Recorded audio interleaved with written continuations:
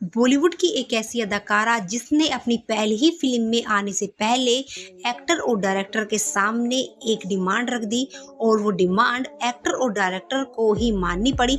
आखिर कौन थी वो एक्टर और क्या थी वो डिमांड, चलो दोस्तों आपको डिटेल में समझाते हैं। आज हम बात कर रहे हैं वहीदा रहमान की। जी हाँ, बता दें उनका जन्म एक मुस्लिम परिवार में हुआ। 4 बहनें थी और सभी पढ़ाई में अच्छी थी, लेकिन वहीदा जी को भरतनाट्यम का काफी शौक था। उनके अम्मी अब्बू ने उन्हें कभी रोका नहीं, बल्कि हमेशा उनका हौसला ही बढ़ाया। महज 12 साल की उम्र में वहीदा जी मंच पर भरतनाट्यम परफॉर्म करने लग गई थी। समय बीतता गया, उनकी तीनों बहनों की शादी हो गई और इस बीच उनके अब्बा का इंतकाल हो गया।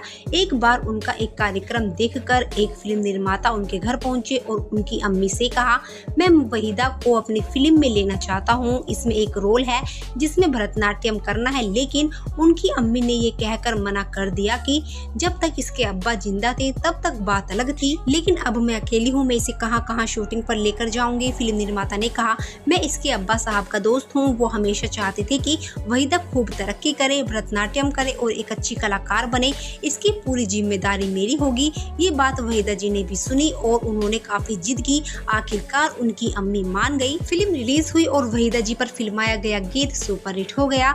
वहीदा जी बताती हैं कि वही गीत गुरुदत्त ने भी देखा और मैं उन्हें पसंद आ गई। उस समय वो सीआईडी बना रहे थे। उन्होंने मुझसे संपर्क किया और मैं अम्मी के साथ बम्बई आ गई। उन्होंने हमें रोल सुनाया। अम्मी ने कहा कि हम आपको अच्छी तरह से नहीं जानते हैं और मुझे हिंदी फिल्मों की ज्यादा जानकारी भी नहीं है।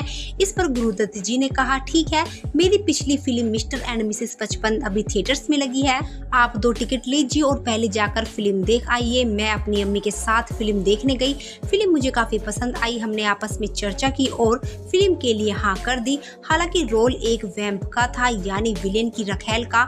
मुझे और अम्मी को ये बात की चिंता थी कि पता नहीं मुझे किस तरह के कपड़े पहनाए जाएंगे, इसलिए मैंने एक शर्त रख दी कि मैं वही कपड़े पहनूंगी जो मुझे पसंद होंगे।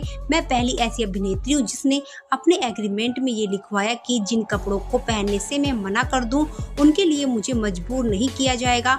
कपड़ों का अंतिम फैसला मेरा होगा। गुरुदत्त जी ने ये शर्त मान ली और मैंने फिल्म के लिए हाँ कर दी। वहीदा जी आगे बताती हैं कि सीआईडी रिलीज होने के बाद मुझसे काफी लोगों ने कहा कि तुमने पहले ही फिल्म में वैम्प का रोल क्यों किया, तुम्हें तो हीरोइन के रूप में फिल्मों में आना चाहिए था। वहीदा जी बताती हैं कि अगर मैं सीआईडी नहीं करती और गुरुदत्त जी मेरी अभिनय क्षमता से प्रभावित नहीं होते तो शायद वो मुझे प्यासा में मौका नहीं देते।